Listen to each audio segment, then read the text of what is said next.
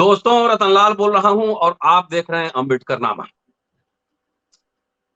भारत में भारत की राजनीति में यात्राओं का एक लंबा इतिहास रहा है और ये बात इसलिए कह रहा हूं कि राहुल गांधी मुझे लगता है बहुत लंबे अंतराल के बाद भारत के इतिहास में एक लंबी यात्रा पर है। भारत जोड़ो यात्रा दिल्ली से उत्तर प्रदेश होते हुए हरियाणा में यात्रा जा चुकी है।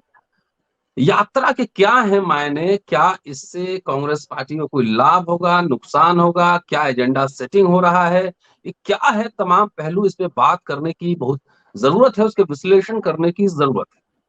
इस विषय पर बात करने के लिए हमारे साथ आज प्रोफेसर राम पुनियानी साहब मौजूद हैं और प्रोफेसर राम पुनियानी साहब के बारे में इंट्रोडक्शन देने की जरूरत नहीं है। लगातार आप अम्बेडकर नामा पे इनको सुन रहे हैं और बहुत ही सटीक तथ्यात्मक विश्लेषण पेश करते हैं। इसलिए इस विषय पर प्रोफेसर पुनियानी को सुनना बेहद ही जरूरी है।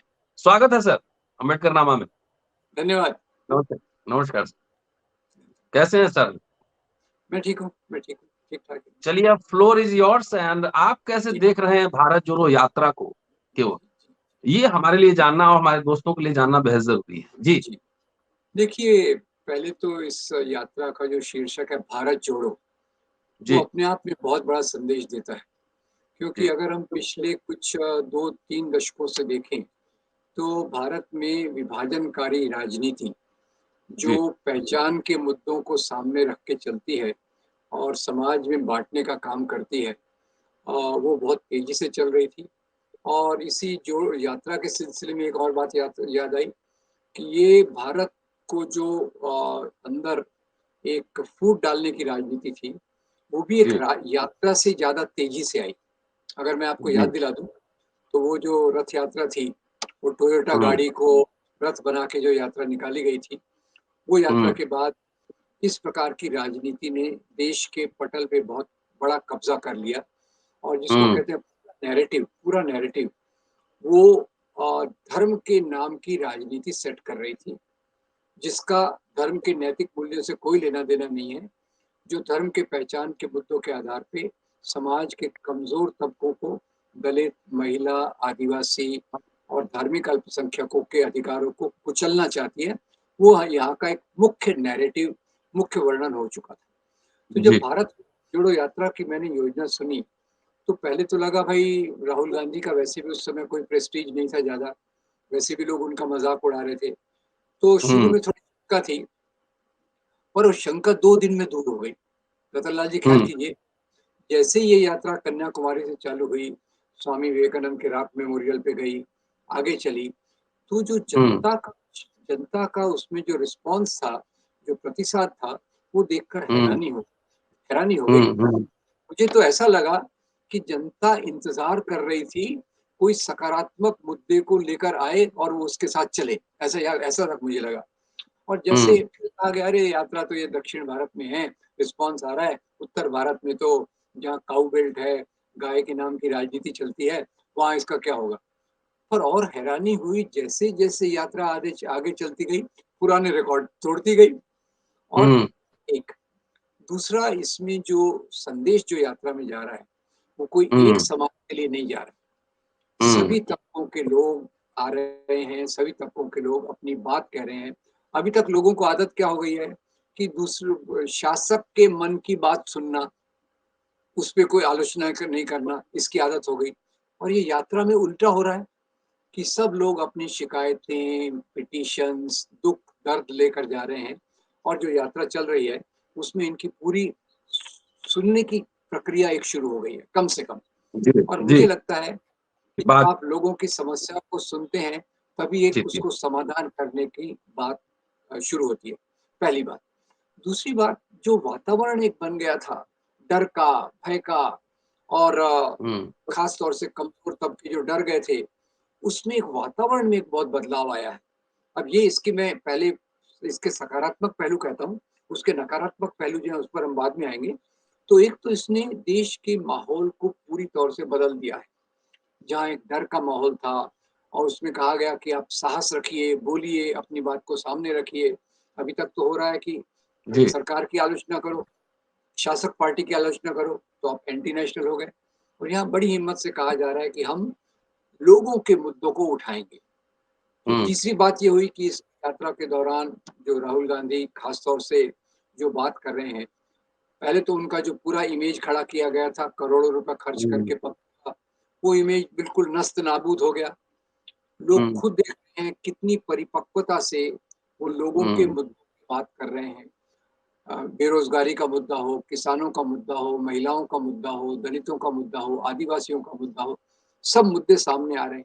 और एक प्रतीक के रूप में मैं आपको कहना चाहूंगा कि जब उन्होंने कहा कि ये शासक पार्टी के लोग इनको वनवासी कहते हैं, जबकि ये आदिवासी हैं, तो ख्याल कीजिए, ये एक बहुत महत्वपूर्ण बात उन्होंने कही।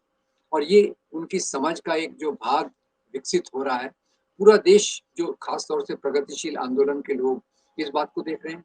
और जो भी कार्य हम सिविल सोसाइटी से जुड़े लोग हैं, हम तो सरकार की आलोचना करते हैं, शासकों ज़ाहिर की है, आलोचना करते हैं, कोई भी पार्टी हो, कोई कोई भी भी पार्टी पार्टी हो। हुँ, क्योंकि हमें चाहते हैं हम और बेहतर चीजें बनाना चाहते हैं। तो चौथी बात जो मैंने इस यात्रा में देखी, सिविल सोसाइटी के ग्रुप जो काफी एक घुटन महसूस कर रहे थे, उनमें भी एक वातावरण मिल गया है कि वो इससे जुड़कर अपने जो कार्यक्रम हैं उनको मजबूती से सामने से पेश करें। तो मैं थोड़ा सा एक निजी अनुभव बताऊंगा कि हुँ, जब यात्रा महाराष्ट्र में आने वाली थी, तो योगेंद्र यादव और डॉक्टर गणेश देवी, और गणेश देवी को तो खैर सब बहुत इज्जत से देखते हैं, योगेंद्र यादव भी एक बहुत बड़े ये हैं। तो उन्होंने महाराष्ट्र में नागपुर में और वर्धा में 2 दिन का कॉन्क्लेव रखा। तो जी, मैं भी उसमें गया था। तो मैंने उसमें पहले तो ये बताया हिंदुत्व की राजनीति क्या होती है, हिंदू धर्म क्या है, भक्ति परंपरा क्या है, अम्बेडकर की नीतियाँ क्या है, मैं इसी बातों पे जोर दिया मैंने। और 2 दिन तक रतनलाल जी याद रखिए, मैं उन सब लोगों को मिला, उन सब कार्यक्रम के लोगों को मिला जो पिछले 20-25 साल से मेरे सामाजिक यात्राओं के दौरान मुझे मिले। यानी महाराष्ट्र के प्राय सभी सभी सोसाइटी सिविल सोसाइटी ग्रुप उसमें आए। इसलिए आए कि हम इस यात्रा के साथ जुड़कर इस यात्रा को कैसे सफल बनाएं और कैसे हम जी, अपनी बात को सामने रखें। ये एक चौथी बात है। और अभी पांचवी बात ये बताना चाहूंगा, 3 जनवरी को मुझे मौका मिला इस यात्रा के साथ थोड़ी देर चलने का, कुछ घंटों चलने का। तो रतनलाल जी मैं हैरान हो गया कि मैंने उसमें किस किस प्रकार के लोगों को देखा। खैर उस दिन थोड़ी भीड़ भी हुँ, ज्यादा, क्योंकि वो दिल्ली से उत्तर प्रदेश जा रही थी यात्रा। तो वो जो राहुल गांधी का डी डी रहता है ना, हुँ, हुँ, नेता को सकते, वो डी बहुत छोटा हो गया था, डी उन तक ही आ गया था मैं उनके साथ जब चल रहा था। और जब मैं उनके पास यात्रा में पहले मैंने देखा एक खास तौर से कि कुछ लोग अंबेडकर के पोर्ट्रेट नीले झंडे लेकर ग्रुप के हुँ, ग्रुप रास्ते में खड़े हैं। कुछ उनको मिलने की कोशिश कर रहे हैं, कुछ उनके स्वागत करने की बात कर रहे हैं। और इसमें तो कोई हैरानी की नहीं है। मैं आपको खुद बताऊं कि जो स्टैम्पीड जिसको अंग्रेजी में कहते हैं, भीड़ जी, धक्के जी, से, मैं भी उससे में छोटे से में बच गया। खैर मेरे साथ काफी अच्छे मित्र थे जिन्होंने मेरे जैसे दुबले पतले शरीर के व्यक्ति को बचाया। पर काफी यानी जो मैं जनता का प्रतिसाद देकर मैं हैरान हो गया। तो ये तो इसके हुँ, सकारात्मक पहलू जो हैं, वो पहली बात मैं कह रहा हूँ। यानी अच्छा, दूसरी बात ये है कि इसके जो कमजोरियों को भी हम देख लें। जैसे आपने कहा, क्या कांग्रेस को इससे फायदा होगा? ये अभी कहा नहीं जा सकता, क्योंकि अभी जी, कांग्रेस का संगठन बहुत कमजोर अवस्था में है। पिछले 30 राइट, साल में संगठन की तरफ शायद ज्यादा ध्यान नहीं दिया गया। संगठन की तरफ, संगठन के लोगों को ट्रेन की तरफ करने की तरफ ज्यादा ध्यान नहीं दिया गया। और इस यात्रा से ही लोग विकसित हो रहे हैं, अपने विचारों को बदल रहे हैं। तो पहला तो इसका जो कांग्रेस इसका फायदा ले पाएगी कि नहीं, वो इस बात पर निर्भर रहता है कि कांग्रेस अपना संगठन कितना मजबूत कर सकती है, कांग्रेस अपने कार्यकर्ताओं को कितना प्रशिक्षित कर सकती है। तीसरा, सर्व समावेशी एजेंडा, जिसमें हुँ, जिसमें दलितों के सवाल हो, ओबीसी के सवाल हो, औरतों के सवाल हो और अल्पसंख्यकों के सवाल हो, सर्व समावेशी एजेंडा को वो कितना आर्टिकुलेट कर सकते हैं, कितना कह सकते हैं, इस पर बहुत उस पर आधारित है। तीसरी इसकी जो यात्रा की कमजोरी है, जिस क्षेत्र में जा रही है वहां तो बहुत बड़ा संदेश आ रहा है, पर जो बाकी क्षेत्र है, जैसे मैं इसी बीच मुझे कलकत्ता एक मीटिंग के लिए जाना पड़ा, तो वहां मैंने देखा यात्रा के बारे में कोई ज्यादा लोग बात भी नहीं कर रहे हैं, उनको बताना हुँ, पड़ रहा है। तो यानी इसकी देश इतना बड़ा है, आपने कहा ये मेरे ख्याल से दूसरी सबसे लंबी यात्रा है। जी, जी। चंद्रशेखर ने सबसे लंबी यात्रा निकाली थी, उसके बाद ये सबसे दूसरी लंबी यात्रा है और इसको हुँ, जितना प्रतिसाद मिला है, पहले पहले किसी यात्रा को नहीं मिला है। पर सवाल जी, ये है कि भारत इतना बड़ा देश है कि यहीं अगर रुक गए, तो भारत के दूसरे क्षेत्रों पर उसका कितना प्रभाव पड़ेगा, इसके बारे में मैं थोड़ा सशंकित हूँ, क्योंकि मेरा जी। कलकत्ता के अनुभव से मैं ये बता रहा हूँ। और तीसरा हुँ, ये है कि कांग्रेस की विचारधारा में बीच में जो ढुलमुलपना आ गया था हुँ, कि अ, कभी वो जो उनका धर्मनिरपेक्षता को जो मजबूती से लेके चलने का उनके हाथ में झंडा हुँ, था, जो उतने नहीं चल पाया, उसको अभी वापस लाने की ज़रूरत है। क्योंकि अभी कांग्रेस के नीचे के जो कार्य संयोजक हैं, वो कई बार महंतों को, जिन लोगों ने राम मंदिर के आंदोलन में भाग लिया, जी, उनको आमंत्रित कर रहे हैं। ये मेरे ख्याल से एक चिंता का विषय है, क्योंकि सिद्धांतों पे समझौता करके आप थोड़े दिन के लिए तो फ़ायदा ले सकते हैं, पर दूरगामी तरीके से इसमें बहुत नुकसान होता है। और सिद्धांतों की मजबूती जो गांधी ने दिखाई, नेहरू ने दिखाई, और उसमें तो ख़ैर भगत सिंह और अम्बेडकर का तो कहना ही क्या, जो इन लोगों ने सिद्धांतों के प्रति प्रतिबद्धता दिखाई, उस पर पार्टी को आने की ज़रूरत है। और तीसरा इससे एक और सकारात्मक, नकारात्मक बात ये देखने की बात है, क्योंकि अभी तक लगता था कि अपोज़िशन यूनिटी का कोई एक धूप की धूरी नहीं है। पिछले 2014, 2018, 19 के चुनाव में आप देखें, तो अपोज़िशन यूनिटी की धुरी इतनी ख़ास नहीं थी। इस यात्रा के कारण ये संभव है कि विपक्ष की एकता के लिए एक मज़बूत धुरी तैयार हो सकती है, हो सकती है।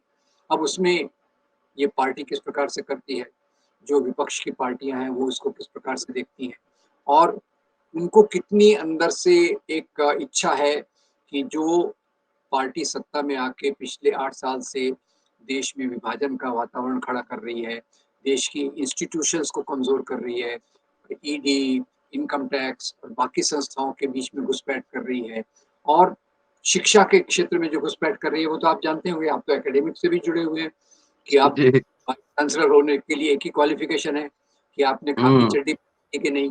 तो उस प्रकार से वो प्रक्रियाएँ बहुत बड़ी चुनौती के रूप में हमारे सामने हैं। तो मैं एक मिश्रित एक बहुत दिनों के बाद थोड़ी आशा मिली है, पर आशा के साथ-साथ ये भी देखना ज़रूरी है कि इसका जो उद्देश्य है, वो केवल श्रीनगर तक पहुँचने का नहीं होना चाहिए। जी, श्री जी, से एक दूसरे कार्यक्रम की शुरुआत हो, जो हमारे देश को उस रास्ते पर लाने के लिए काम करे, जो रास्ता आज़ादी के आंदोलन के दौरान हमने चुना था। दुर्भाग्यवश जो रास्ता हमने आज़ादी के आंदोलन में चुना था, जिस संविधान के मूल्यों को हमने अपने सिर पे उठा के रखने की बात कही थी, वो पिछले कुछ सालों में कमज़ोर हुए हैं, और वो जी, असली यात्रा तब शुरू होगी, जब हम उस रास्ते पर मज़बूती से आएँगे। इससे मैं इस जी, यात्रा को अंडरमाइन नहीं कर रहा। मैं इस यात्रा का बहुत महत्व दे रहा हूँ, पर ये यात्रा एक शुरुआत होनी चाहिए, ताकि आगे चलकर हमारे जो संविधान के मूल्य हैं, संविधान के मूल्यों को पूरी ईमानदारी से लागू करने की एक तैयारी कांग्रेस पार्टी और विपक्ष की पार्टियां अगर करें, तो मेरे ख्याल से ये यात्रा अपने मकसद में काफ़ी कामयाब होगी, ऐसा मुझे लगता है। सर 90 के पहले जवाहरलाल जी, नेहरू, अम्बेडकर में तमाम मतभेद थे, लेकिन वो एक मॉडर्न नेशन स्टेट बनाना चाहते थे करेक्ट। और सोशलिस्टिक पैटर्न पे एक वेलफेयर स्टेट बनाई भी गई, बनी भी और उसमें पहली बार बहुत लोगों को बोलने अपने अधिकार मिले। 90 के बाद एक लिमिटेड पहले प्राइवेटाइजेशन शुरू हुआ, अटल बिहारी वाजपेयी ने पूरा डिसइन्वेस्टमेंट मिनिस्ट्री बना दी और अब जी, तो रॉकेट की तरह प्राइवेटाइजेशन सारे सार्वजनिक संस्थाओं का, जो जी। पिछले 70 साल में बना उसका रॉकेट की रफ्तार से प्राइवेटाइजेशन हो रहा है। एससी-एसटी के राइट्स मारे जा रहे हैं। क्या ये उम्मीद की जा सकती है कि जो अभी पैटर्न चल रहा है रॉकेट की रफ्तार से प्राइवेटाइजेशन, सेकुलरिज़्म तो एक मसला है ही। जी, इस जी। पर भी कुछ एजेंडा सेटिंग इस यात्रा से हो सकता है क्या? देखिए, मुझे तो लगता है कि हो सकता है और होगा, अगर ये कामयाब हो गए तो होते। क्यों मैं कि मेरे कहने का एक सरल कारण ये है कि देखिए, जब भी कोई खुले मन से यात्रा निकालता है, और जो मैंने अनुभव किया कि इसमें कोई एरोगेंस नहीं है कि मैं श्रेष्ठ हूँ, मैं सब जानता हूँ, हुँ, ऐसा कोई एरोगेंस नहीं है। नहीं, लोगों से सुनने का, सीखने का एक जो प्रक्रिया है, उसके तहत आम लोग आज कितनी दुखद परिस्थिति में जी रहे हैं, जिसके पीछे ये आर्थिक नीतियों का हाथ है। ये बात बिल्कुल क्लियर है कि केवल अंबानी और अडानी की आलोचना नहीं हो रही, वो तो हो रही है। वो भी एक जी, इस बात का द्योतक है कि हमारी आर्थिक विषमता, आर्थिक गैर बराबरी कितनी बढ़ रही है। पर उसी के साथ-साथ जब बेरोज़गारी की बात करते हैं, तो वो तो इससे जुड़ी हुई है कि हमारा जो पब्लिक जी, सेक्टर को ऐसे औने-पौने दाम में बेचा जा रहा है, 2 उद्योगपतियों को फ़ेवर किया जा रहा है। तो ये बात कहीं तो भी पूरे हमारे सामाजिक कार्यक्रम में आना चाहिए, ऐसी मैं उम्मीद ही कर सकता हूँ। और उस उम्मीद का एक आधार है कि ये राहुल गांधी खास तौर से खुद अभी इस बारे में ओपन है और उन्होंने एक बार कहा, मेरे ख्याल से अगर मेरी याददाश्त सही है, तो उन्होंने मनमोहन सिंह हुँ, को एक बार पूछा था, मनमोहन सिंह जी को पूछा था कि आप जो मॉडल लाए हैं, तो अभी उसका क्या हाल है? तो 2012 में वो कहते हैं कि मनमोहन सिंह ने भी स्वीकार किया और राहुल गांधी ने भी इस बात को कहा कि 2012 के बाद वो मॉडल काम नहीं कर रहा। मतलब कि हुँ, खास तौर से हुँ। तो बेरोज़गारी बढ़ा रहा है, महँगाई बढ़ा रहा है और विषमता बढ़ा रहा है। तो उससे मुझे लगता है कि आर्थिक नीतियों में भी एक बदलाव तो आएगा और जी, आज एक गर्व से हम कह सकते हैं कि पिछले 60 साल को ये बहुत बदनाम करते हैं, पर उस दौरान हुँ, हमारा जो इंफ्रास्ट्रक्चर डेवलप हुआ, उसका फ़ायदा लेने का टाइम तो अभी है। और उसके बदले उसका हुँ, फ़ायदा लेने के बदले उसकी कमज़ोरियों को दूर अब कमज़ोर कोई भी इंस्टीट्यूशन आप बनाएँगे, कुछ कमज़ोरियाँ रहेंगी, तो कमज़ोरी को दूर करने के बदले वो इंस्टीट्यूशन को ही निजी हाथों में फ्री में दे देने का, फ्री में ही दे रहे हैं ना। अब देखिए एयर इंडिया बिका, जितने में एयर इंडिया बिका, उसमें तो हुँ, केवल एक एयर इंडिया की एक बिल्डिंग ही उससे ज़्यादा महँगी है। तो प्रैक्टिकली तो ये तो फ्री में ही दे रहे हैं इन उद्योगपतियों को। तो उससे अच्छा जी। एक सामाजिक ऑडिट हो, सामाजिक सोच विचार करके, कंट्रोल करके, इसका फ़ायदा लेके लघु उद्योगों को बढ़ावा दिया जाए, मध्यम उद्योगों को बढ़ावा दिया जाए। ये करना ही पड़ेगा, उसके बगैर देश में जो एक व्यवस्था चाहिए, वो व्यवस्था नहीं आ सकती।